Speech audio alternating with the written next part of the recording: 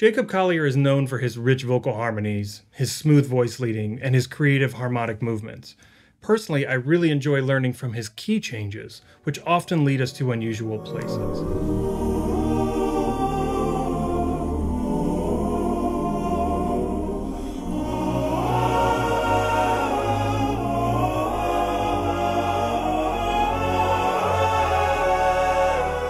But Jacob has really outdone himself with this modulation here in Bridge Over Troubled Water.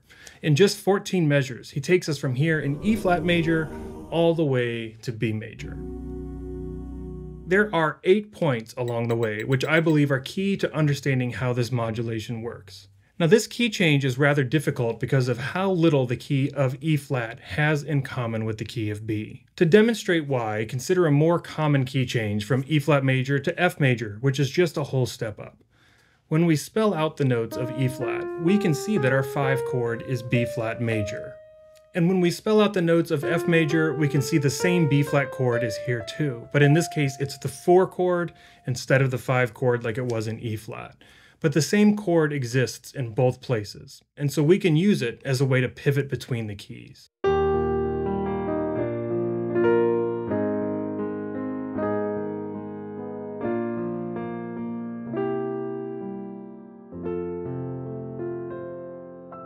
But Jacob doesn't take the easy route. Instead of taking us from E flat major to F, he takes us to B major. Now you can hear just how far away these keys sound from each other, and that's because these two scales have much less in common. But the most important movement, frankly that makes all of this work, is point number 8. So let's see how Jacob sets us up for that. Our excerpt starts right here at the end of the verse sung by John Legend. If you have the recording, we're talking right about 2 minutes and 40 seconds in. Jacob starts by singing a descending E flat major scale twice, and he does it kind of like bell tones.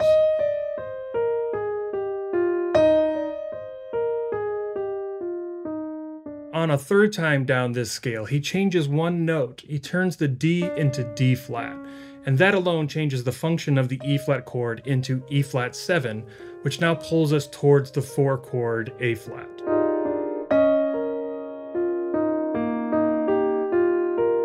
As he sings this E flat dominant scale, he strategically holds out some of the notes while letting some other ones fade away. And at the end of the scale, the notes he held onto become a sustained E flat dominant chord. And this E flat 9 chord itself begs to go to A flat. And he drives us in that direction even more with this melodic line on top of it.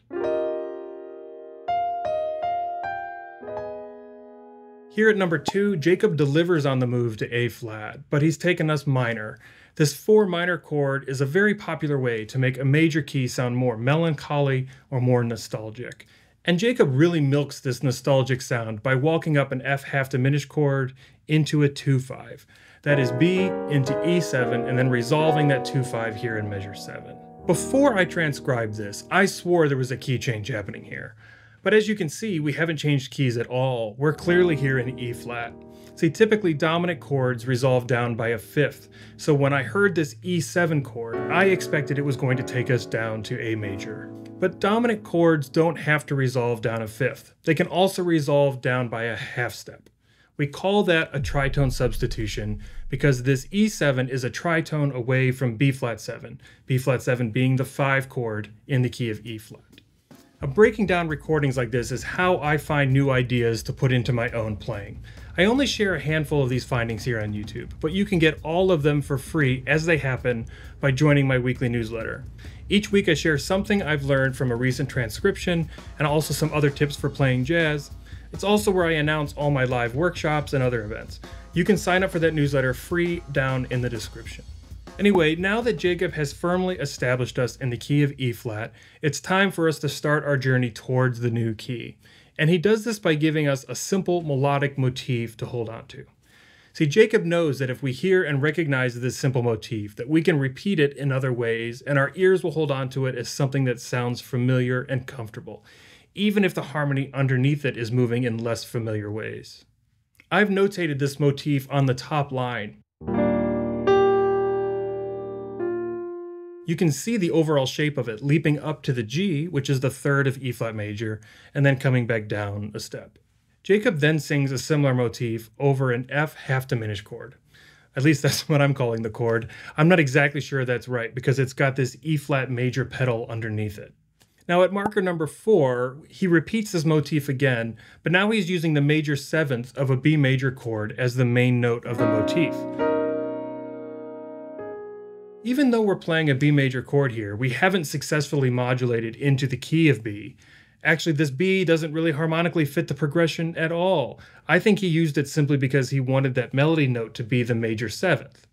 And even though this chord doesn't fit, it sounds comfortable to us because of the familiar melodic motif. As we move into measure 10, this whole thing side slips down to B flat 7, with that melody note emphasizing the flat 7. Now when we get to marker number 5, Jacob has picked a very strange F sharp minor chord. F sharp minor does not belong to the key of E flat major, and it does not belong to the key of B major. In fact, it doesn't fit anything going on around it either. Jacob has taken a sharp left turn when all of us expected him to go to the right.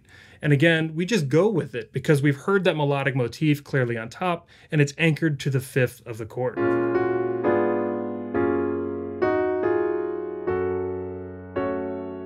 Jacob set up this left turn a little bit with a B flat 7 chord before it.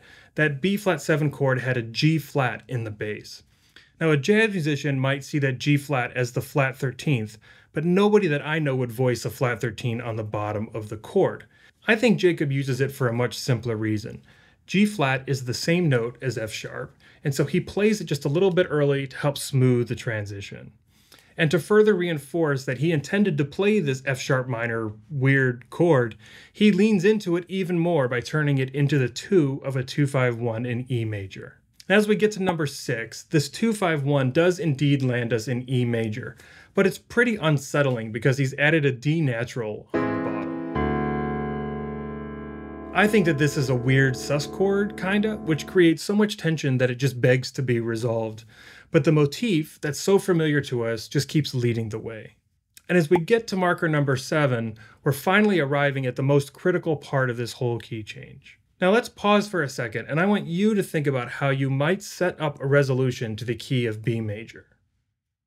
I would probably look for a way to put an F sharp 7 chord before it. F sharp 7 is that 5 chord in B major, and the chord has such a gravitational pull into B major. And looking at our melodic motif, Jacob is actually heading in that direction. Our melodic motif ends on an F sharp, and he holds on to that all the way through the end of the modulation. But instead of ending the journey here, Jacob draws out the conclusion even more by playing 4 colorful chords, and he puts that target F sharp note on top of each of them. None of these 4 chords have anything in common. They don't belong to a common key. In fact, the only thing really holding them together is the fact that they all have an F sharp on top of them. The B minor 7 chord, well, the F sharp is the 5th of that chord. The A sharp minor 7, the F sharp is our 6th. The C sharp minor 7, F sharp is our 11th. And finally, our C7, the F sharp is the sharp 11. One of Jacob's trademarks is that he doesn't really care too much about using traditional chords when he's creating tension like this. These chords are pretty complex to analyze, and so I would recommend that we actually look at them the way that Jacob says that he thinks about them. Jacob has said that many of his live streams, that he's just thinking about heading towards B major at the end. He's singing individual lines all in parallel that are all leading him toward one of the notes of that B major chord. This approach is chaotic. It naturally produces tension, but it's satisfying to hear because every one of these lines that he's singing is headed clearly in the same direction toward the same end. And so when we finally arrive in that B major chord, it all feels intentional. Now the recording has about 47 different vocal lines that are all going toward that B major chord, but here in my transcription I've just written out some of the more important ones. Like check out this bass line.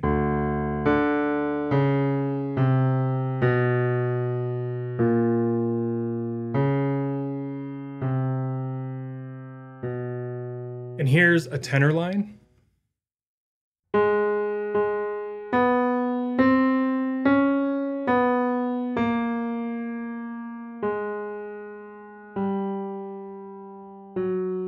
Here's another one.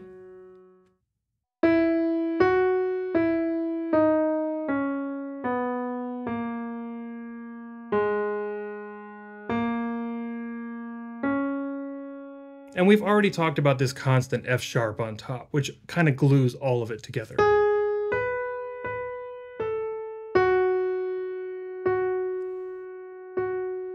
It turns out that the whole reason this thing works is because of this C7 sharp 11 chord. Notice that C7 resolves down a half step to B, just like we did earlier from E to E flat. Like it was in that case, this is another one of those tritone substitutions. The C7 is a tritone away from the 5 chord F sharp 7, and it resolves perfectly to B major. The F sharp note on top provides all the magic, because you see on C7, F sharp 7 is a sharp 11. Jazz players like me commonly play a dominant 7 sharp 11 over a tritone substitution. And that's because this F sharp on the C7 chord becomes the 5th of the B chord when it resolves. Jacob knew this, of course. That's why he started singing that F sharp note 3 measures ahead of time. He knew how satisfying it would be for that F sharp to become the sharp 11 and then become the 5 in the resolution.